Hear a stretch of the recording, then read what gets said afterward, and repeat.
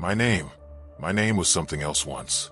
I remember the shape of it, the way my mother would speak it in our HAB unit when I was young, before the second culling, before the production quotas doubled and sleep became a luxury measured in minutes rather than hours. But names are dangerous things to remember. They suggest individuality. They suggest you are something other than a function. So I will use the designation they gave me when I began my service in the Administratum Records Division of Hive Tertius, Epsilon 779. It is a clean designation, efficient. It tells you everything about what I am meant to be and nothing about what I might have been. I am recording this testimony in violation of approximately 843 separate Imperial ordinances, any one of which carries a sentence of servitorization or summary execution. I am doing so because I have come to understand something that I cannot unknow, something that grows in my mind like a tumor, pressing against the architecture of everything I believed about the Imperium, about our purpose, about the supposed mercy of the God Emperor's design. I do not know if what I have discovered represents a corruption of the Imperial truth or an unveiling of it. That uncertainty is perhaps the most horrifying thing of all. Let me begin with certainty, with the world as I understood it before the documents came into my possession. Let me begin with faith. I was born in the lower manufacturing district of Hive Tertius, in a HAB unit that housed approximately 400 souls across 17 levels. The air tasted of promethium and recycled protein paste. The walls wept condensation that we collected in buckets because water rations were distributed only once per rotation, and never enough. I learned to read by candlelight, using primers that taught us the Imperial creed alongside basic literacy. The Emperor protects. The Emperor provides. In service, salvation. These were not merely phrases, but fundamental laws of existence, as real as gravity, as necessary as oxygen. My parents worked in Manufacturum Complex 7 Alpha, producing lost gun power cells for the Astra Militarum. They would leave before the dawn sirens and return after the curfew bells, their hands cracked and bleeding, their eyes hollowed by exhaustion. My father lost 3 fingers to a stamping press when I was 9. He wrapped the stumps in cloth soaked in sacred oils and returned to his station within the hour, because absence without authorization meant termination, and termination meant the entire family would be reclassified as unproductive. Unproductive families were sent to the reclamation vats. We all knew this. We all accepted it. This was not cruelty. This was necessity. This was the price of humanity's survival in a galaxy that wanted nothing more than our complete annihilation. I believed this with the fervor of absolute conviction. I still want to believe it. My aptitude for numbers and pattern recognition was identified during a routine productivity screening when I was 14 standard years old. I was removed from the general labor pool and assigned to the Administratum Scholam, a facility where selected individuals were trained to manage the endless flow of data that sustained the Imperium's vast machinery. It was an honor beyond measure. My parents wept with joy even as they understood they would likely never see me again. Personal attachments were discouraged in the Scholam. We were being prepared for service, and service demanded absolute focus. The Scholam was located in the middle hive, far above the smog layer, in halls that were actually clean, where the air did not burn your lungs with every breath. We were given adequate nutrition. We were given 8 hours of sleep per rotation. We were taught higher mathematics, data categorization, and the sacred art of record-keeping that bound the Imperium together across 1 million worlds. We learned that every number we recorded, every requisition we processed, every census we compiled was a prayer to the God Emperor, a small but vital contribution to humanity's endless war for survival. I excelled. I memorized the 17,000 primary forms of Imperial bureaucracy. I learned to read High Gothic and Low Gothic and 6 regional dialects. I could calculate resource distribution across 300 levels of hive infrastructure without error. I was good at this. I was useful.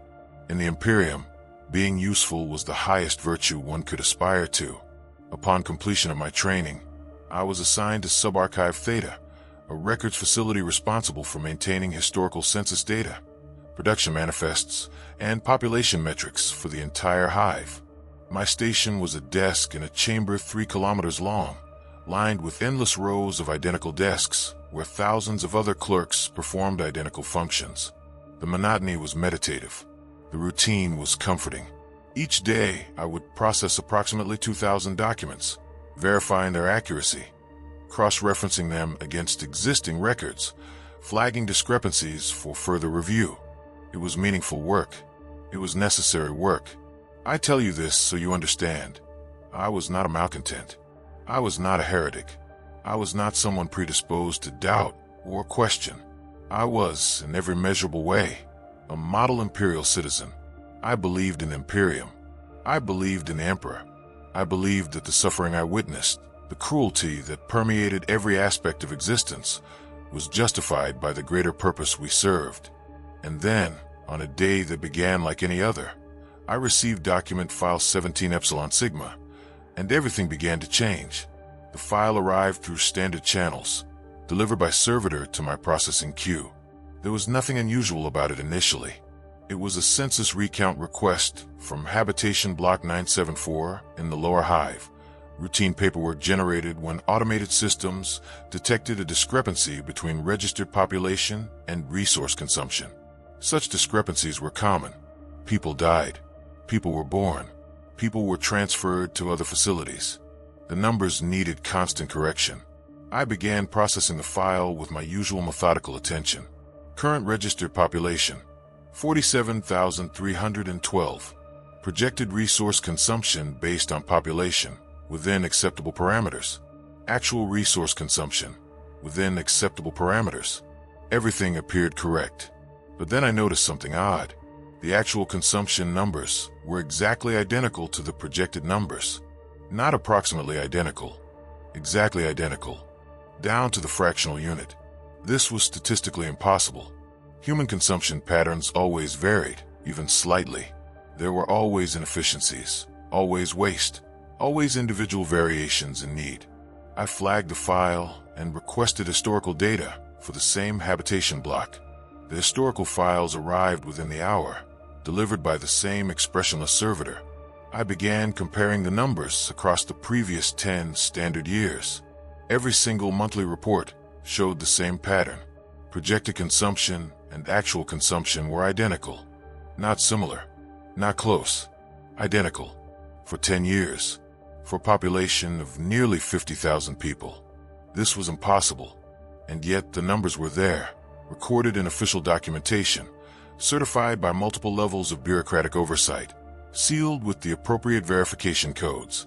The numbers were real, but they could not be real. I should have reported the discrepancy and moved on. That is what a proper servant of the Imperium would have done. Flagged the anomaly, submitted to a superior, and returned to processing the next document in the queue. The machine of Imperial bureaucracy was designed to function this way, with each individual component performing its designated task without concerning itself with the broader implications. Questions were inefficient.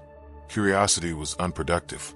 We were taught this from our first day in the Scholam, but I could not move on. The impossibility of those numbers lodged itself in my mind like a splinter, small but persistent, impossible to ignore. I told myself I was simply being thorough, that my diligence would be noted and rewarded, that I was serving the Emperor by ensuring the accuracy of his records. I did not yet understand that some truths are deliberately obscured, that certain questions are forbidden not because they are heretical, but because their answers might be. I began requesting additional files. Habitation Block 974 was not unique, I discovered. I pulled census data for 20 other habitation blocks in the lower hive, selecting them at random to ensure a representative sample. The pattern repeated itself with mechanical precision.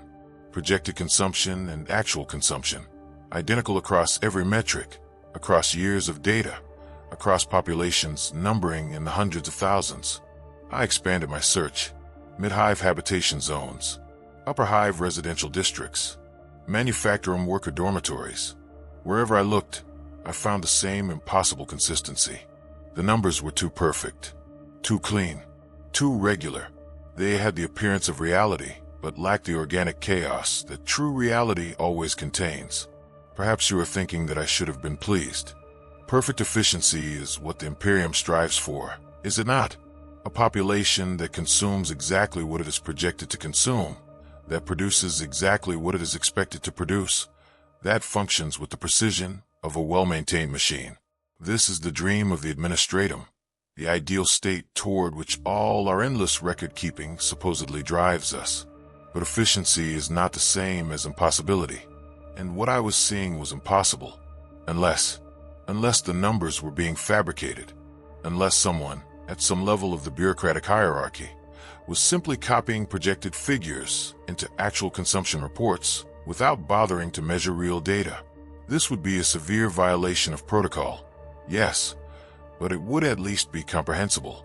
Laziness, corruption, the inevitable decay of systems stretched beyond their capacity to function. These were known problems. They were manageable problems. I prepared a detailed report documenting the anomalies, citing specific file references, showing the statistical improbability of the patterns I had discovered.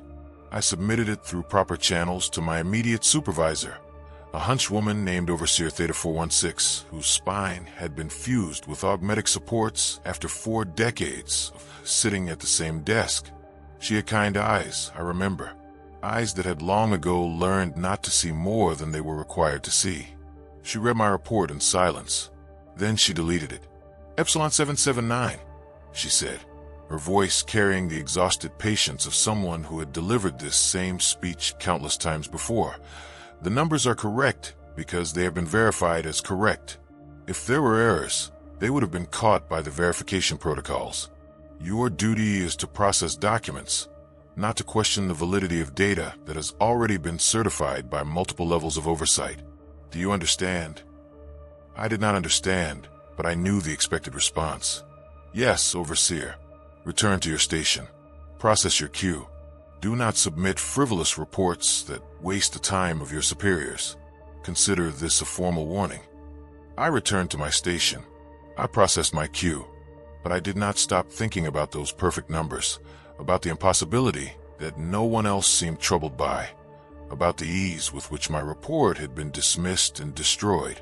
That night in my assigned quarters, a small cell barely large enough for a cot and a washing station, I lay awake listening to the eternal hum of the hive's machinery. I thought about my parents in Manufacturum Complex 7 Alpha, about the exact number of lost gun power cells they were expected to produce each rotation, about what would happen if they failed to meet that quota. I thought about the families sent to the reclamation vats. I thought about where they went, what happened to them, whether anyone actually tracked their numbers, or if they simply vanished from the records entirely, as if they had never existed at all. I thought about servitors. You see them everywhere in the Imperium. Lobotomized slaves, their minds scooped out and replaced with basic programming, their bodies augmented with whatever tools or weapons their function requires. They deliver messages. They operate machinery. They perform menial labor too tedious or dangerous for normal humans. We are taught that servitors are criminals, heretics, mutants, the dregs of humanity transformed into something useful. Their fate is presented as both punishment and redemption, a way for the irredeemable to finally serve the Emperor's glory. But I began to wonder, were there really enough criminals to supply the endless demand for servitors? Every facility, every ship, every Imperial institution employed thousands of them. Millions across the hive, billions across the sector. Where did they all come from? I started paying attention to the servitors in my archive. There were perhaps 300 of them, performing various simple tasks under the supervision of tech priests from the Adeptus Mechanicus. They never spoke. They never showed any sign of awareness or personality. They simply performed their programmed functions with perfect mechanical efficiency. One of them had a tattoo. I noticed it while the servitor was delivering files to my station, a faded mark on what remained of its human forearm, barely visible beneath the augmetic attachments. The tattoo was a simple numerical sequence, a worker identification number from Manufacturum Complex 7 Alpha, my parents' facility. I told myself it was coincidence. Thousands of people worked in that complex. Tens of thousands had worked there over the decades. It meant nothing, but I could not stop looking at that servitor, at the empty space where its face should have expressed something, anything, at the mechanical precision with which it performed its duties. Perfect efficiency, perfect obedience, perfect consumption matching perfect projection. I began to understand that I was asking the wrong question. The issue was not why the numbers were impossible. The issue was, what if they were not impossible at all? What if the population really did consume exactly what was projected? What if they really did produce exactly what was expected? What if variation and inefficiency and human unpredictability had been removed from the equation? I requested transfer to a different department. I claimed my current duties were causing me strain, that I needed a change of environment to maintain optimal productivity. The request was denied. I requested it again, denied again. I began to realize that leaving subarchive Theta was not going to be simple. Perhaps it was not going to be possible at all. I had become interested in the wrong things. I had asked the wrong questions. And in the Imperium, there are systems in place to handle people who develop wrong interests, who pursue wrong questions. I did not yet understand what those systems were, but I was beginning to sense their existence, like a vast shadow cast by something too large to see directly, something that had always been there, but that I had never noticed because I had never thought to look up. It was 3 months after my initial discovery when I found the sealed file. 3 months of processing my daily queue with mechanical precision, of keeping my questions to myself, of pretending that I had accepted Overseer Theta 416's explanation and returned to the comfortable certainty of unquestioning service. 3 months of watching servitors and wondering which of them had been my parents' co-workers, my neighbors, perhaps even people I had known as a child. 3 months of perfect performance, masking persistent, cancerous doubt. The file should not have been in my queue at all. It was marked with a classification seal I had never seen before, a complex cipher that designated it as restricted to clearance vermilion or above. I was clearance amber, a standard level for archive clerks. The file's presence on my desk was either a catastrophic sorting error or something more deliberate, though I could not imagine what purpose would be served by deliberately exposing me to restricted material. Protocol demanded I report the error immediately and have the file removed by someone with appropriate clearance. Protocol demanded I not even open it, not even glance at its contents. Protocol existed to protect both the Imperium secrets and the individuals who might be corrupted or compromised by exposure to knowledge beyond their station. I opened it.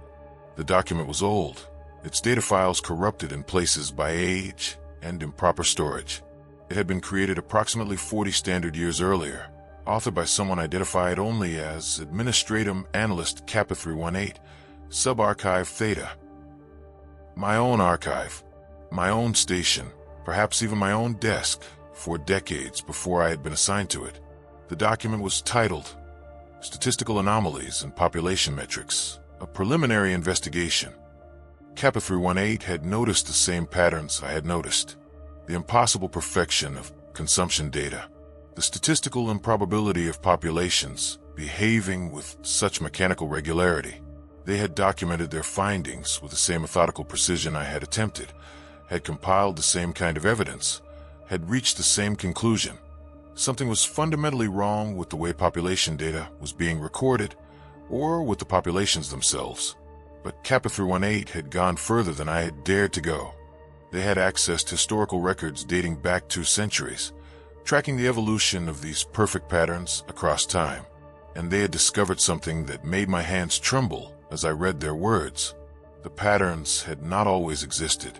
In the oldest records, from the early centuries of Imperial colonization on Grindel 4, the numbers showed normal variation. Populations consumed slightly more or slightly less than projected. Production quotas were missed by small margins. Inefficiency was documented, waste was recorded, human unpredictability was reflected in the data. The numbers looked like human populations actually behaved. Then, approximately 230 standard years ago, the patterns began to change.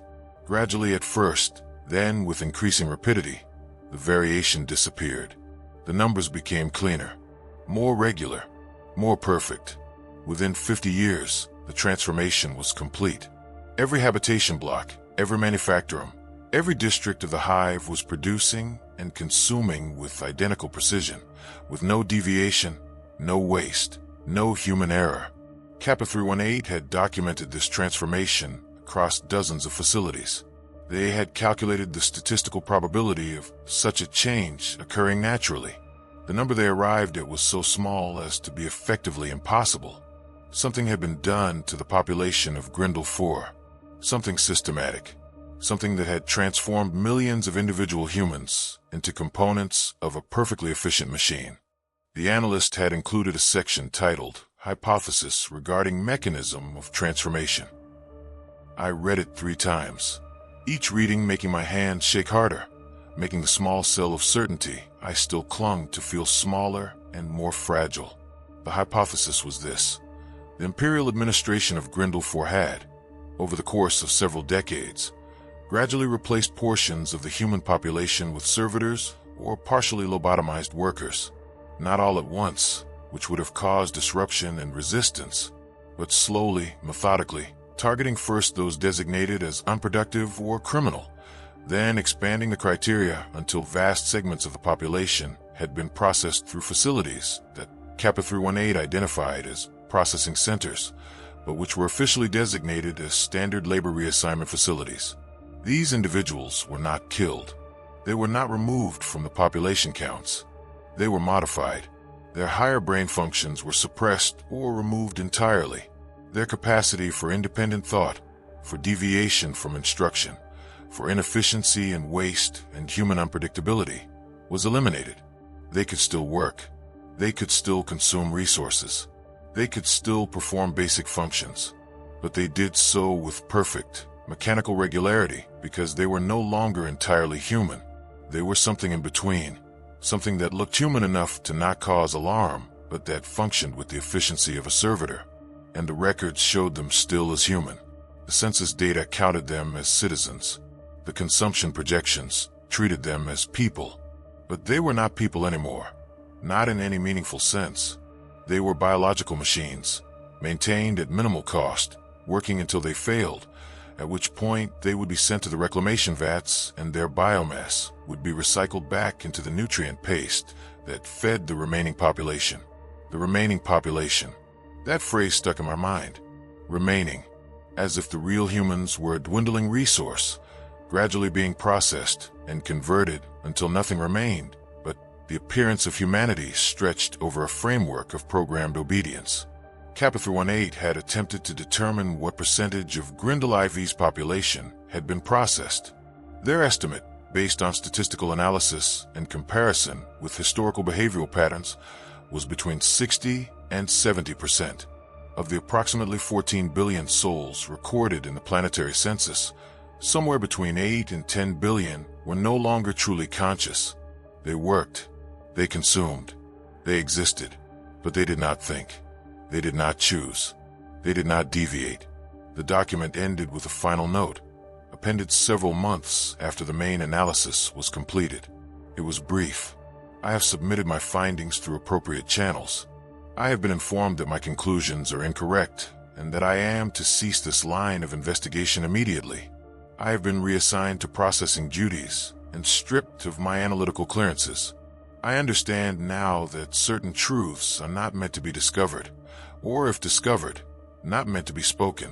I do not know if what I have uncovered represents a necessary evil in service to humanity's survival or an atrocity of incomprehensible scale. I do not know if I should feel horror at what has been done or relief that someone had the will to do it. I know only that I will not be allowed to continue asking these questions. This document will be sealed and buried in the archives, where it will never be found unless the same accident that led me to the truth leads another to these pages. If you are reading this, you already know too much. I am sorry for what that knowledge will cost you. The file included a timestamp for when it had been sealed. 3 weeks after that final note was written, Kappa 318 had been reassigned to servitor duty. The justification listed in their personnel record was persistent unproductive inquiry and failure to maintain proper focus on assigned duties. Standard language, the kind of phrase that appeared in thousands of personnel files across the Imperium, so common as to be meaningless. Except it was not meaningless. It was a death sentence disguised as administrative action. Kappa 318 had been lobotomized and put to work, their consciousness destroyed, their body repurposed. And somewhere in this archive, or in another facility across the hive, a servitor with their identification number was performing menial tasks, delivering files to some other clerk who had not yet learned to ask the wrong questions. I sat at my desk for a long time after reading that document. The archive was quiet, filled only with the soft sounds of thousands of clerks processing thousands of files, the rustle of paper, the click of data slate keys, the rhythmic monotony of Imperial bureaucracy functioning as designed. I looked at my colleagues, at the rows of identical desks extending into the distance, and I wondered how many of them were still human. How many of them had already been processed, their higher functions removed, leaving behind just enough consciousness to perform their duties, but not enough to question or doubt or understand what they had become. I wondered if I would be able to tell the difference, if there was even a difference to tell. I should clarify something about the nature of fear in the Imperium. It is not the sharp, immediate terror of a knife at your throat or a gun to your head. That kind of fear is almost merciful in its clarity. You know what you are afraid of. You know what will happen if the threat is realized. There is a directness to it, an honesty. The fear that permeates Imperial existence is different. It is ambient, atmospheric, a constant background radiation that you learn to live with until you no longer notice it is there. It is the fear of being noticed, of standing out, of deviating from the expected pattern. It is the fear that you have already made the mistake that will destroy you, but you do not yet know what that mistake was. It is the fear that the people around you are watching, judging, reporting, that any word or action might be the one that marks you as unproductive, as suspicious, as requiring correction. And beneath all of that is the deeper fear, the one that Kappa 318's document had exposed like a nerve, the fear that the correction has already happened, that you are already gone, that the person you think you are is just a ghost haunting a reprogrammed shell, unaware that it died months or years ago, and what remains is just a simulacrum performing learned behaviors without genuine consciousness behind them. How would you know? If your higher functions were removed, if your capacity for independent thought was eliminated, would the remnant that remained be aware of its own diminishment? Or would it continue to believe it was still human, still thinking, still choosing, even as it followed its programming with mechanical precision? I did not sleep for 3 days after reading that document. When exhaustion finally forced unconsciousness upon me, I dreamed of my parents, but in the dream they moved with the jerky, lifeless motions of servitors, and when they turned to look at me, their eyes were empty as glass. I woke gasping, uncertain whether the dream was memory or prophecy or simple paranoia given form by exhaustion. I knew I should stop. I knew that pursuing this further was suicide, that the smart choice, the survival choice, was to reseal Kappa 318's document, return to my duties, and force myself to forget everything I had learned. Accept the system, accept the necessity of it, accept that in a galaxy trying to annihilate humanity at every turn, perhaps this was the price of continuation. Perhaps the Imperium had calculated that human consciousness was a luxury it could no longer afford, that efficiency mattered more than awareness, that survival justified any atrocity. Perhaps they were right, but I could not stop. The question had taken root too deeply. I needed to know if what Kappa 318 had theorized was actually true, or if it was simply the paranoid conclusion of a mind that had stared too long at incomprehensible data and found monsters in the patterns. I needed evidence. I needed verification. I needed to see one of these processing centers with my own eyes. The document had included references to several facilities. I cross-referenced them with current administrative records, tracking them forward through 40 years of bureaucratic evolution and renaming. Most of them still existed, though their official designations had changed multiple times. They were listed as labor reassignment facilities, or productivity optimization centers, or corrective labor installations. The language was deliberately vague, deliberately forgettable. These were the kinds of facilities that existed at the edges of awareness, places that everyone knew about in the abstract, but that no one thought about specifically. The closest one to my location was Facility Sigma 9, located in the industrial district, approximately 15 kilometers from the archive. According to official records, it processed an average of 3,000 individuals per month, receiving them from various sources: criminal courts, productivity tribunals, medical evaluations declaring individuals unfit for standard labor, and something called voluntary optimization requests. The language made it sound almost benign. Optimization, as if consciousness were a software problem that could be debugged and improved. I requested the facility's operational logs, citing a standard efficiency audit. To my surprise, the request was granted. The logs arrived within 2 days, delivered to my station by the same servitor with the Manufacturum Complex 7 Alpha tattoo. I had begun to recognize individual servitors, to track their movements through the archive, to wonder which of them had been people I knew. This one moved with particular precision, its augmetic limbs functioning with perfect mechanical synchronization. If there was any human consciousness remaining inside that shell, it gave no sign of its presence. The operational logs were extensive, detailing every aspect of Facility Sigma 9's functions. They recorded intake numbers, processing times, output classifications, and resource consumption with the same obsessive thoroughness that characterized all Imperial record-keeping. But they did not describe what the processing actually entailed. The procedures were referenced only by numerical codes: Procedure 7 Alpha, Procedure 4 Beta, Procedure 93 Gamma. Each code was linked to a specific outcome classification: optimized for basic labor, optimized for technical functions, optimized for compliance operations, and so on. There were also entries for individuals classified as unrecoverable. These made up approximately 15% of the total intake. The fate of unrecoverable subjects was listed simply as reclaimed. I did not need to imagine what that meant. The reclamation vats that we had all been taught to fear as children were real, and they served a dual purpose: disposal of the unproductive and conversion of biological matter into usable resources. Nothing was wasted in the Imperium, not even human bodies. But what struck me most about the logs was their volume: 3,000 individuals per month, processed through a single facility.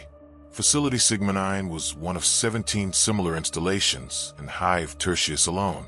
17 facilities, each processing thousands of people monthly. The mathematics were straightforward and horrifying. In a single year, hundreds of thousands of individuals were being optimized in this hive alone. Over decades, over centuries, the number became incomprehensible. Kappa 318's estimate of 60 to 70% suddenly seemed not paranoid but conservative, perhaps even optimistic.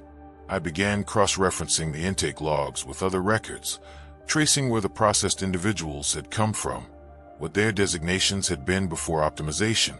Many were indeed criminals, though the definition of criminality was expansive enough to include minor infractions like missing work quotas, failing to show proper respect to authority, or being reported by neighbors for suspicious behavior. Some were designated as genetically unfit, though the criteria for this classification appeared arbitrary.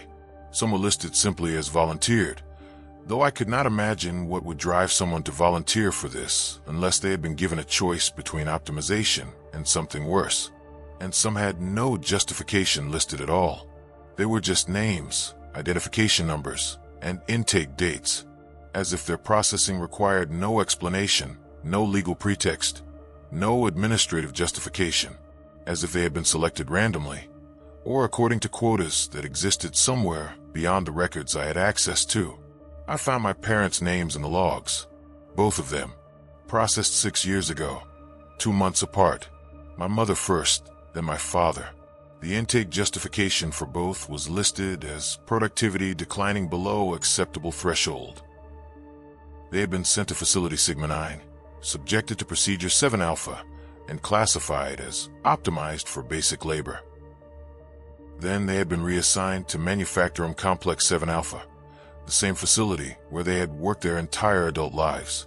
They were still there, still working, still producing lost gun power cells for the eternal war effort. But they were no longer my parents. They were biological machines wearing my parents' bodies, their consciousness removed, their memories erased, their personalities deleted. Everything that had made them who they were had been excised like a tumor, and what remained was just enough functionality to operate a stamping press and follow simple instructions. I had been told they died. A manufacturing accident. I was informed during my second year at the Scholam. A fire in Complex 7 Alpha. Several dozen workers lost. Standard condolences issued. I had grieved in the limited way that Scholam training allowed, and then I had moved on because moving on was expected, because attachment was weakness, because in the Imperium everyone lost everyone eventually, and learning to accept loss was a necessary survival skill. But they had not died. They had been processed. They had been optimized. And no one had thought it necessary to inform me that my parents' consciousness had been destroyed and their bodies repurposed. Why would they? The information was irrelevant to my duties. Personal attachments were discouraged. I was Epsilon 779, not a son. I was a function, not a person. What did it matter what had happened to the bodies that had produced me? I accessed the current personnel roster for Manufacturum Complex 7 Alpha. My parents' identification numbers were still active. They were still listed as workers, still contributing to the production quotas. Somewhere in that facility, they were standing at their stations, performing the same tasks they had performed for decades, except now they did so with perfect efficiency, with no complaints, no fatigue, no thoughts at all beyond immediate instructions. Their truncated consciousness could still process. I could visit them. The facility allowed approved visitors during designated hours. I could go there and see them and confirm that what I had discovered was true, that the people who had given me life no longer existed as anything more than organic components in the Imperium's industrial machinery. I did not go. I could not, because I knew that if I saw them, if I looked into their empty eyes and confirmed that nothing of them remained, I would have to accept that this was not an aberration or a corruption or a mistake. This was the system functioning as designed. This was the Imperium's answer to the eternal question of how to sustain a species at war on a million fronts. You reduce the humans to components. You eliminate the inefficiency of consciousness. You transform your population into a biological machine that requires only minimal maintenance and follows orders with perfect obedience until it breaks down and can be recycled into feed for the next generation of components. There's a particular kind of horror that comes not from discovering evil, but from understanding its logic. When a system reveals itself to be monstrous, the initial reaction is shock, revulsion, the firm conviction that it must be opposed, that it must be changed or destroyed. But then the questions begin, the practical questions, the questions that erode certainty like water eroding stone, slowly, inexorably, until what seems solid becomes hollow. If the system were dismantled, what would replace it? If the processed workers were somehow restored to full consciousness, how would the manufacturers continue to function? How would the production quotas be met? How would the Imperium sustain its endless wars against the endless horrors that sought humanity's extinction? The processed workers did not suffer. They did not feel pain or fear or despair. They simply worked efficiently, without complaint, without the psychological toll that destroyed unprocessed humans within years or decades. Perhaps it was more merciful than the alternative. Perhaps the alternative was watching everyone slowly break under the weight of existence until they failed, until they became unproductive, until they were sent to the reclamation vats not as optimized components, but as waste. I hated these thoughts. I hated that they occurred to me at all. But they did occur to me, with increasing frequency, with increasing persuasiveness. I began to understand what Kappa 318 had meant in their final note, that uncertainty about whether to feel horror or relief, because the horror was obvious, visceral, undeniable. But the relief was there too, lurking beneath the surface, the terrible relief of understanding that this might actually be necessary, that there might be no better option, that the choice was not between this system and something more humane, but between this system and total collapse. How many worlds had the Imperium lost? How many billions had died to orc invasions, tyrannid swarms, chaos incursions, or a simple administrative failure? The galaxy was not interested in humanity's moral preferences. The galaxy was interested in consumption and corruption and extinction.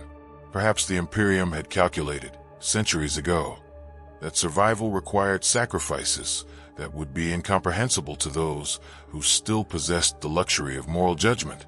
Perhaps they had decided that some portion of humanity needed to remain conscious, needed to retain the capacity for innovation and adaptation and strategic thinking, but that the vast majority could be reduced to biological machinery without meaningfully compromising humanity's chances of survival.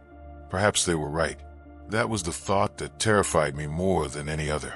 Not that the system was evil, but that it might be justified, that I might be standing at the edge of understanding something that would require me to accept what had been done, to accept my own complicity in it, to accept that my work in the archives was part of the machinery that sustained this optimization process, tracking the numbers, verifying the consumption data, ensuring that the system functioned with maximum efficiency. I was not innocent. I had never been innocent. I had processed the files. I had recorded the statistics. I had noticed that the numbers were too perfect, and I had flagged it as an error requiring correction. I had been trying to make the system work better, to eliminate the discrepancies, to ensure that the data reflected reality with perfect accuracy. I had been a good servant of the Imperium, and in being a good servant, I had been complicit in the systematic elimination of consciousness on a planetary scale. How many of the files I had processed over the years had been intake authorizations for processing centers? How many of the population adjustments I had recorded had been humans being converted into components?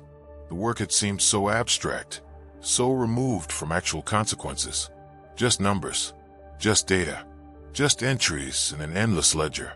But every number represented a person who had been or would be erased, and I had helped maintain the system that erased them. I began to observe my colleagues more carefully, searching for signs that others knew what I knew, that others had discovered the same truth, and were living with the same burden of understanding.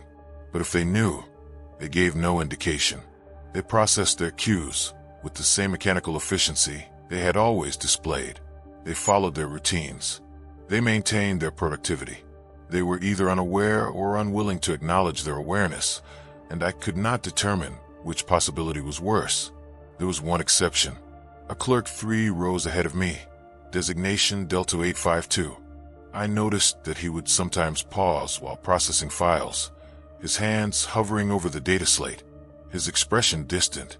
These pauses never lasted long, never long enough to impact his productivity metrics, but they were there.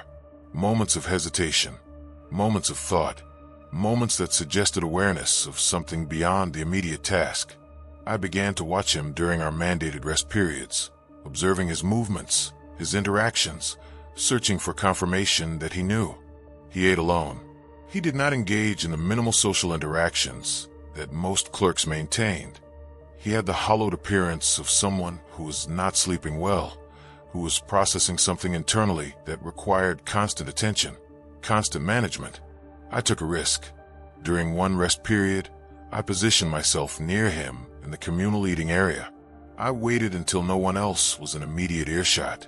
Then I said, very quietly, "The numbers are too perfect." He did not look at me immediately. He continued eating, his movements mechanical, his face expressionless. For a moment I thought I had made a catastrophic mistake, that he would report me, that I had just identified myself as someone with dangerous thoughts to a loyal servant of the Imperium. But then he spoke, his voice barely above a whisper. "Yes, they are." We did not speak further that day. It was too dangerous, but the acknowledgement was enough. I was not alone. Someone else had noticed. Someone else knew. The knowledge was spreading, or perhaps it had always been spread, passed quietly between those who had looked too closely at the data and seen what lay beneath. Over the following weeks, we developed a careful method of communication. Brief exchanges during rest periods. Subtle signals to indicate when it was safe to speak. Never anything written. Never anything that could be recorded or traced. Just words spoken quietly, quickly, forgotten as soon as they were said except by the two people who needed to remember them. Delta 852 had been investigating longer than I had. He had found documents that went back further, that traced the implementation of the processing system to its origins in the first centuries after Grindel IV's colonization. The planet had been settled as a standard industrial world, its population growing rapidly to meet the Imperium's endless demand for manufactured goods. For the first several generations, it had functioned normally, or what passed for normal in the Imperium. Brutal working conditions, high mortality rates, constant pressure to increase production, but still recognizably human in its patterns of behavior and consumption. Then a crisis, a whack, had emerged in the sector, threatening multiple Imperial worlds. Grindel IV's production capacity was deemed essential to the military response. The demand for manufactured goods increased by a factor of 10 virtually overnight. The existing workforce could not meet the demand. Standard recruitment and work incentivization methods proved insufficient. The planetary governor, facing the choice between failure and innovation, had authorized experimental productivity enhancement programs. The programs had been developed by the Adeptus Mechanicus, working in conjunction with certain elements of the administratum and the ecclesiarchy. They were presented as a temporary measure, an emergency response to an existential threat. Volunteers were solicited from the most devout segments of the population, those who believed that sacrificing their individuality in service to the emperor was the highest form of worship. The initial results were promising. Processed workers could maintain productivity indefinitely without rest, without complaint, without the psychological degradation that limited unprocessed humans. They required less food, less water, less maintenance. They were, in every measurable way, superior to standard humans for the purposes of industrial labor. The program was expanded, then expanded again. The definition of volunteer became increasingly flexible. Then it became irrelevant. The crisis passed, the WIAC was defeated, but the processing continued because the production quotas had been met, because the system worked, because reversing it would mean returning to the inefficiency of fully conscious workers and accepting a massive decrease in output. And slowly, across decades and then centuries, the processing became normal. It became standard procedure. It became simply the way things were done. New generations were born into a world where processing was an expected part of existence, where everyone knew that failure to maintain productivity meant optimization, where the threat of losing your consciousness was as mundane and accepted as the threat of injury or death. It stopped being an emergency measure and became fundamental infrastructure. It stopped being notable and became invisible. Delta 852 believed that this pattern had been replicated across thousands of Imperial worlds. That Grindel 4 was not unique but exemplary, a model that had been studied and implemented wherever the Imperium needed to maximize industrial output without concern for the human cost. He believed that billions, perhaps trillions of humans across the Imperium were no longer truly conscious, that they existed in a state of permanent semi-awareness, sufficient to perform their functions, but insufficient to question or resist or even understand what had been done to them.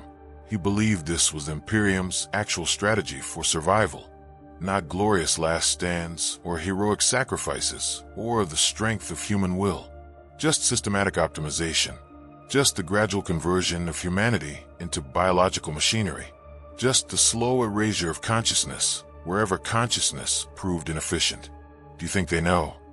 I asked him during one of our brief exchanges. The High Lords, the planetary governors, the administratum hierarchs, do you think they understand what they're maintaining? He was quiet for a long time before answering. I think some of them know. I think some of them designed it. I think some of them believe it's necessary. And I think some of them are already processed themselves, just at a high enough level that they can still perform administrative functions. I think the system perpetuates itself. I think it might not need conscious direction anymore. That possibility had not occurred to me, that the administrators who manage the processing system might themselves be processed, might be operating on programming rather than genuine decision-making. How far up did the processing extend? How many of the Imperium's leaders were still human? How would you even tell? If someone could still perform complex administrative tasks, still make tactical decisions, still maintain the appearance of personality and authority, but was doing so through sophisticated programming rather than actual consciousness, would anyone notice? Would it even matter? What do we do? I asked. He looked at me with eyes that had seen too much, that had stared too long into the abyss of understanding and found no bottom? I don't know. I've been asking that question for 3 years. I still don't have an answer. Resistance requires certainty. You must be certain that the thing you are resisting is wrong, that your opposition is justified, that the risk you are taking serves a purpose greater than your own survival. Without that certainty, resistance becomes meaningless, a performance of defiance that changes nothing and destroys only the person performing it. I had lost my certainty, not all at once, but gradually, through the accumulation of understanding, through the slow erosion of every moral framework I had used to make sense of existence. Delta 852 and I continued our careful exchanges, but we were not planning resistance. We were not organizing or recruiting or preparing to expose the truth. We were simply talking, confirming to each other that we were still aware, still capable of questioning, still possessed of enough consciousness to be disturbed by what we had discovered. It was a small thing, perhaps a meaningless thing, but it was all we could manage. 2 clerks in an archive of thousands, processing our daily cues with mechanical efficiency while harboring knowledge that poisoned everything we touched. I began to notice changes in myself. Small things at first. I would complete a task and have no memory of performing it, as if the work had been done by someone else using my hands. I would lose time, discovering hours had passed that felt like minutes. I would catch myself repeating phrases I had no memory of speaking, following routines I did not remember establishing. These could have been symptoms of exhaustion, of stress, of the psychological weight of what I had learned. Or they could have been something else, something worse. How would I know if I had been processed? The thought became an obsession, a question that circled endlessly through my mind during the rare hours I was not working. If processing could be sophisticated enough to allow complex administrative functions, if it could preserve the appearance of personality while eliminating genuine autonomous thought, then how would the processed individual know if they had been changed? Would there be a moment of transition, a sudden discontinuity where you stop being yourself? Or would it be gradual and perceptible, until one day you realized that the person thinking these thoughts might not be you at all, but a program running on your biological hardware, sophisticated enough to believe itself conscious even as it followed its predetermined patterns? I checked my records obsessively. I accessed my own personnel file, searching for any indication that I had been sent to a processing center, any gap in my documented history that might represent time spent being optimized. There was nothing. My records were complete and consistent. But would they be? If the system was sophisticated enough to function as I suspected it did, would it not also be sophisticated enough to maintain false records, to ensure that processed individuals believe themselves unprocessed, to preserve the illusion of continuity even where none existed? I could not trust the records. I could not trust my own memories.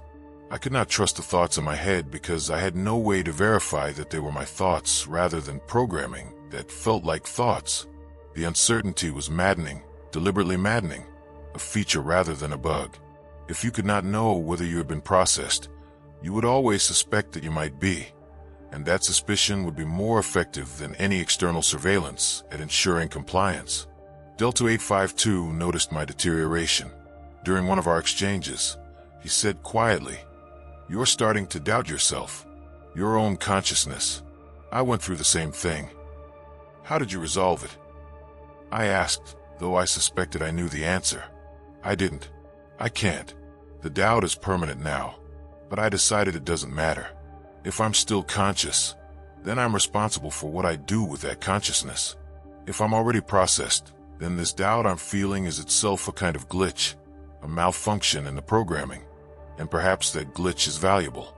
Perhaps awareness of the possibility that you might not be aware is itself a form of awareness.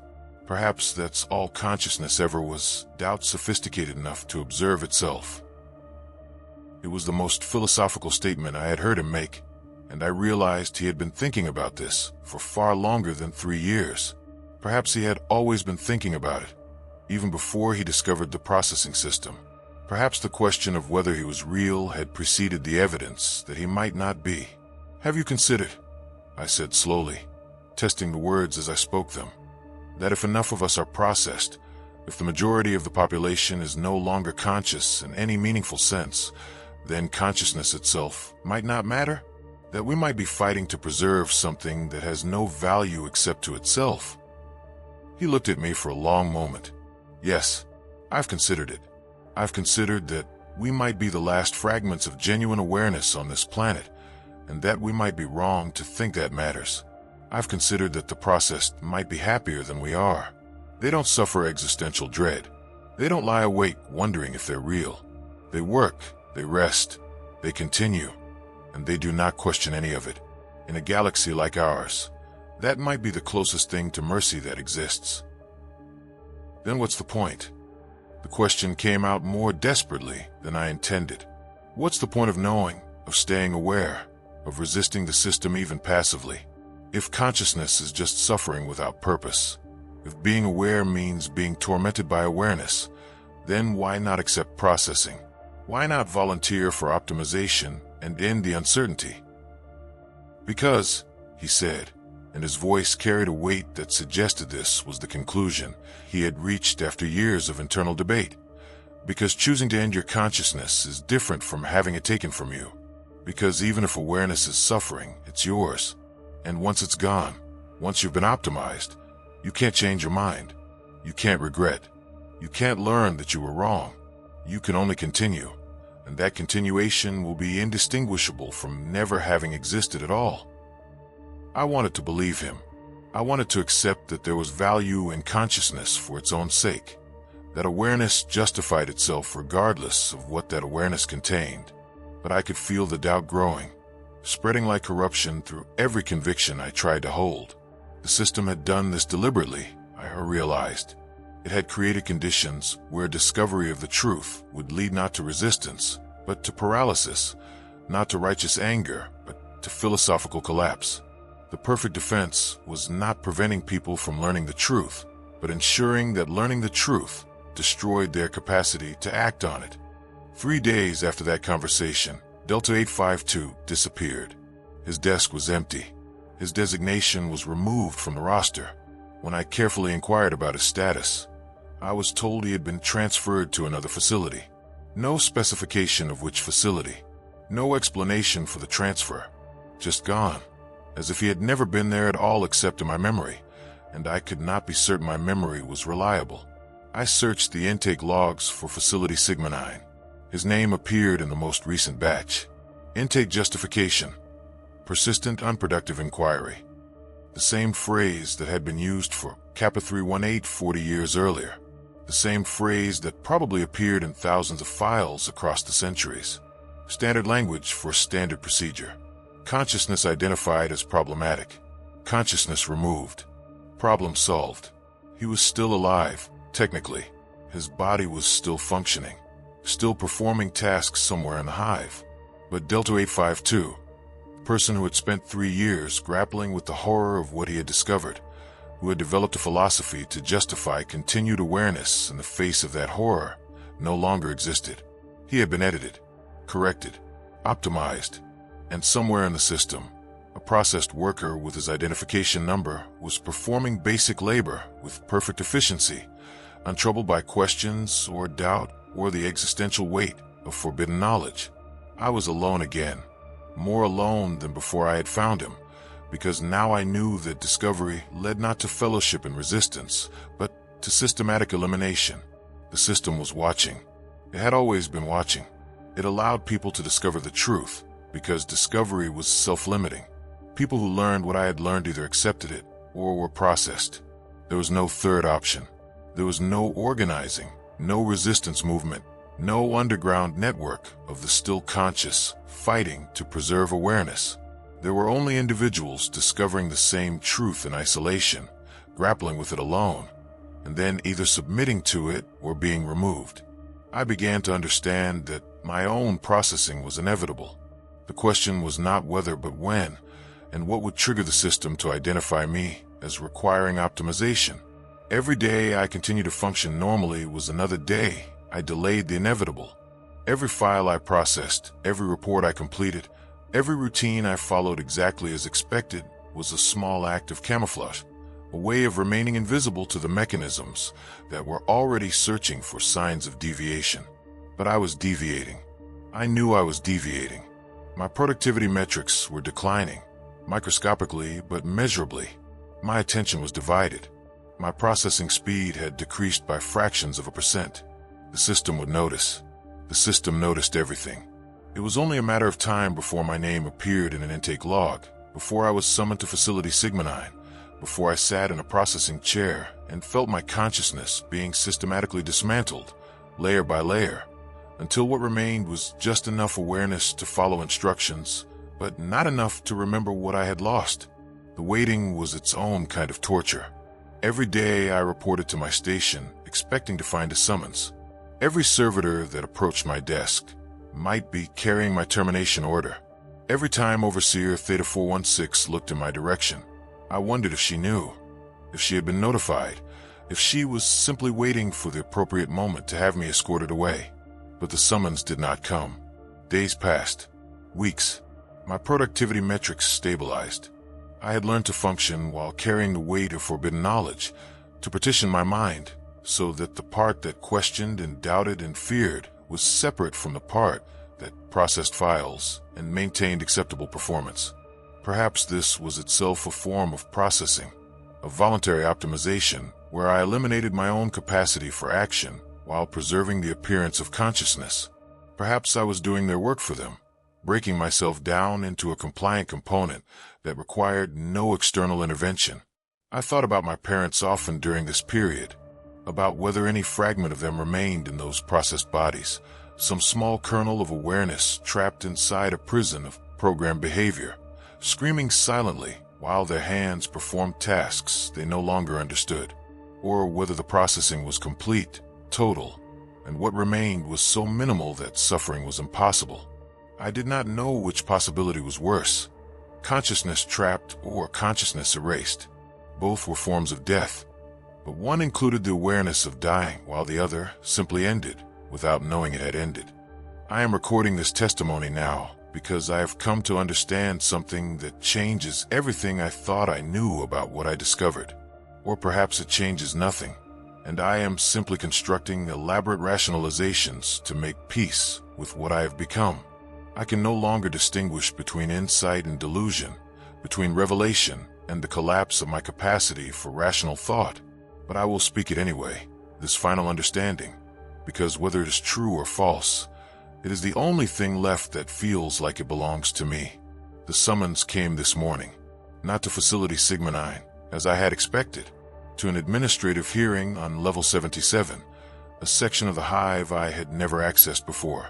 The designation on the notification was ominous in its vagueness: mandatory consultation regarding service performance and psychological evaluation.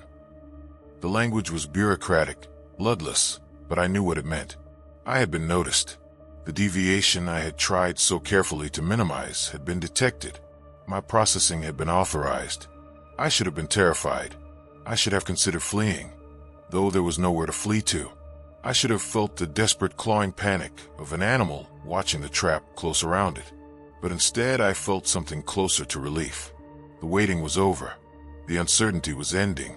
Soon I would know definitively whether consciousness survived processing or whether it was eliminated entirely.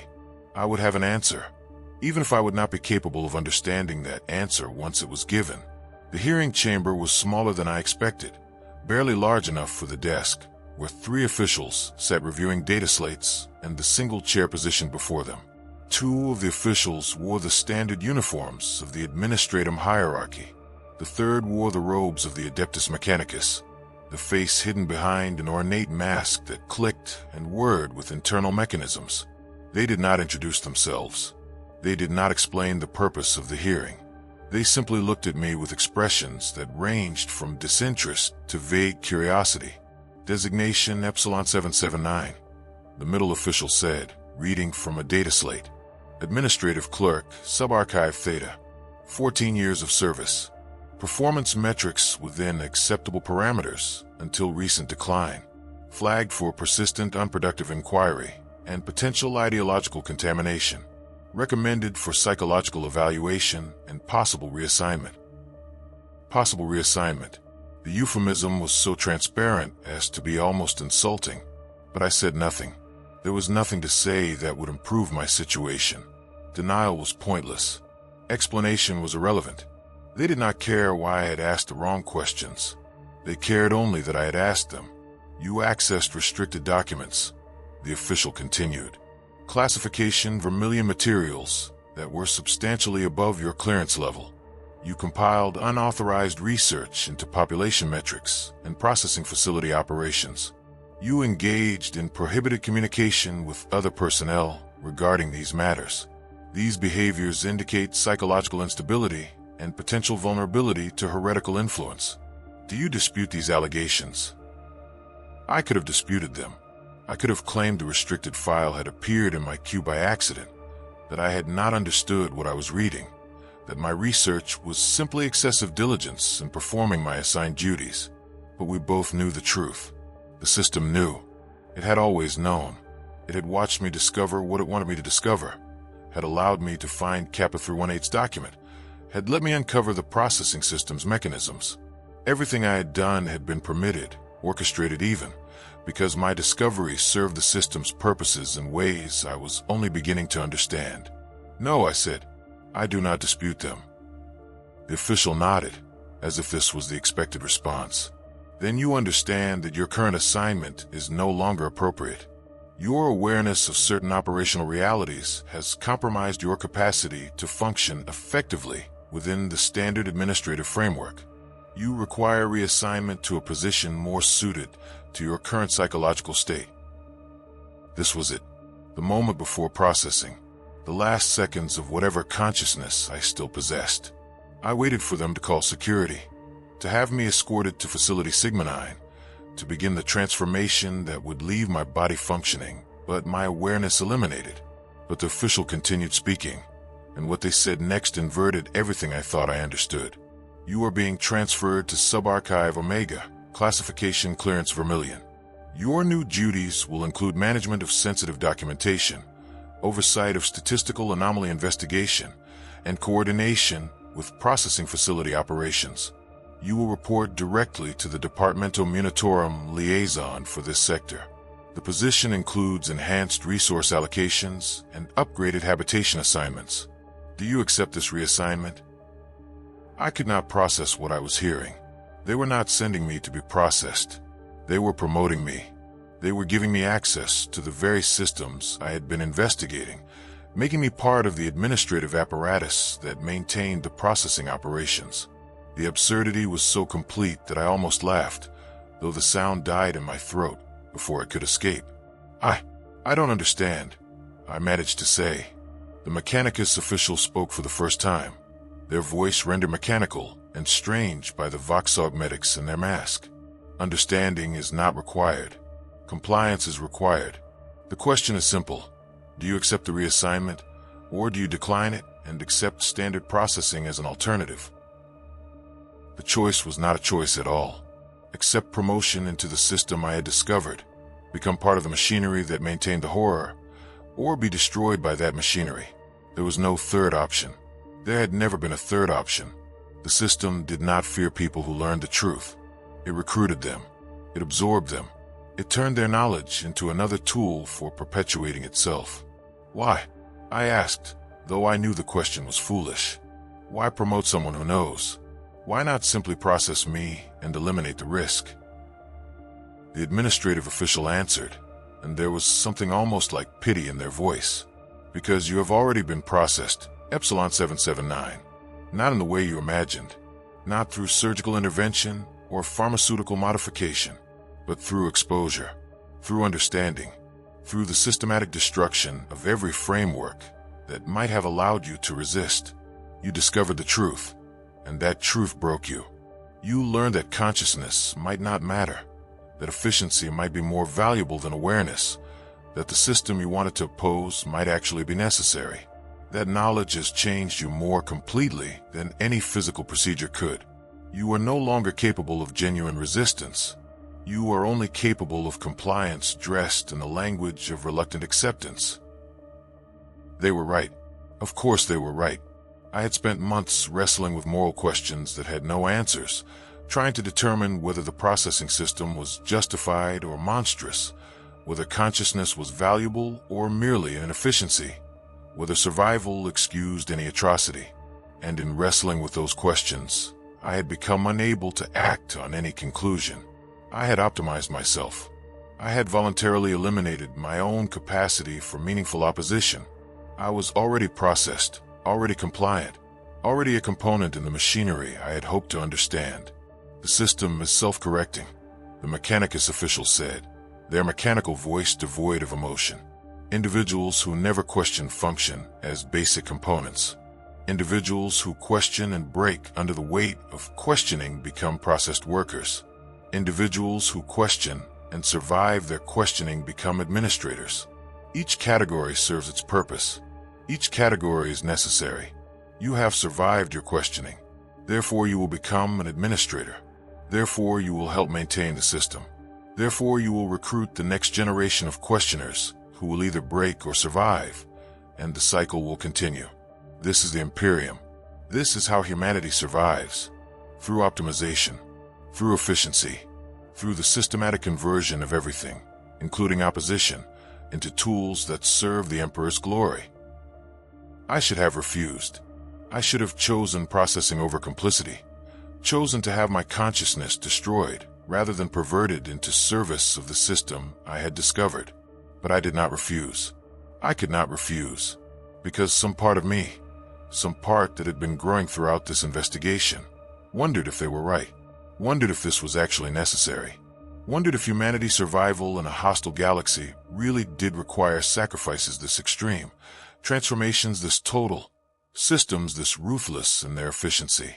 I accept, I said, and the words tasted like ash, like defeat, like the death of something I could not name, because I was no longer certain it had ever existed. The officials processed my transfer immediately.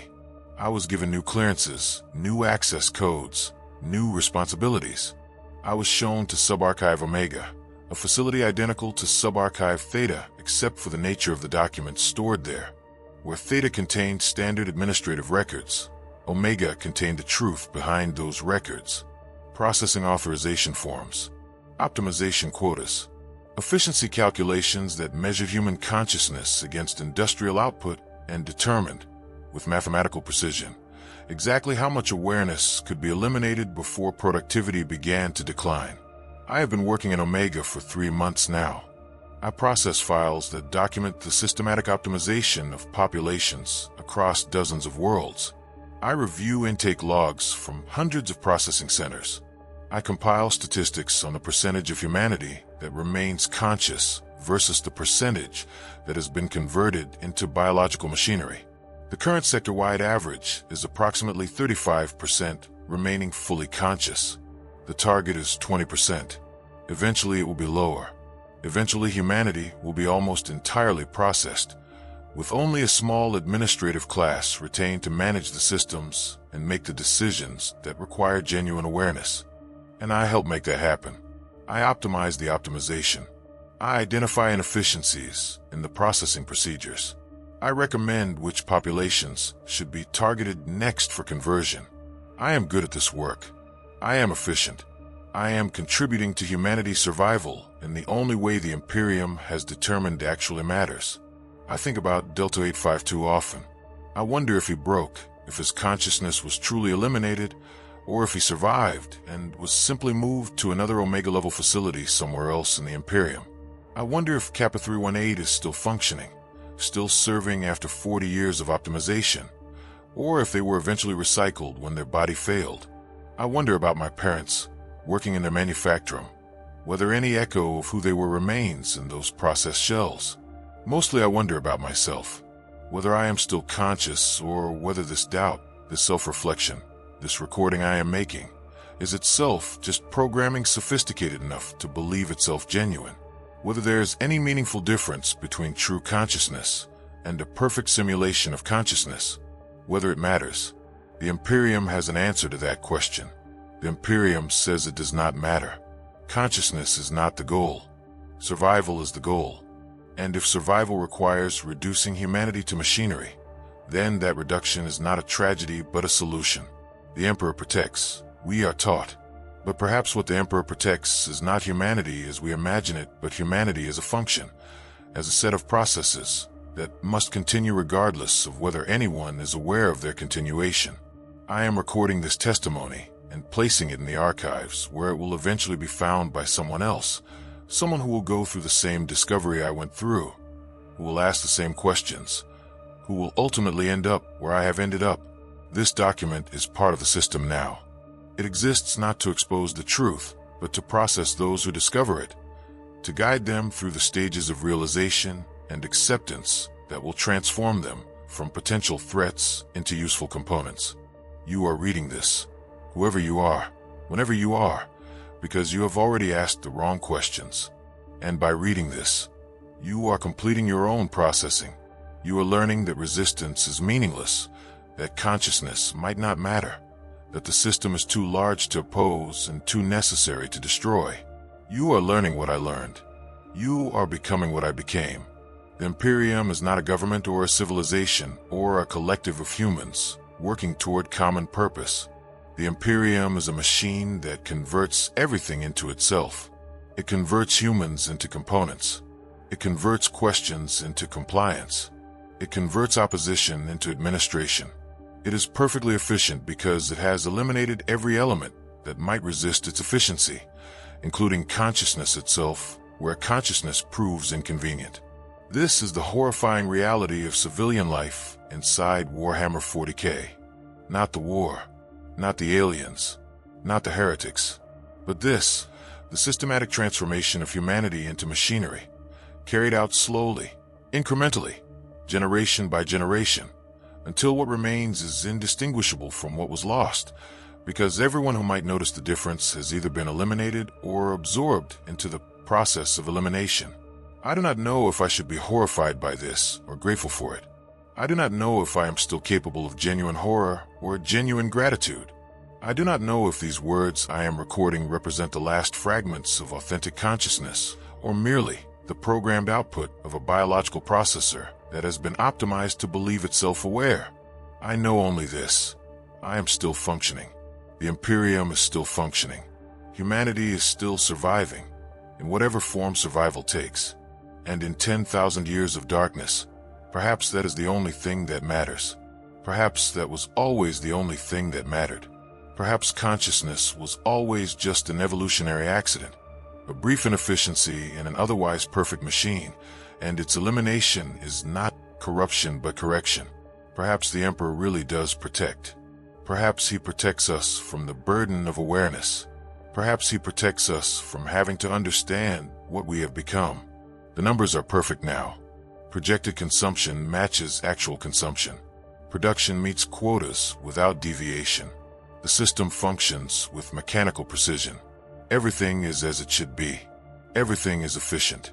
Everything serves its purpose.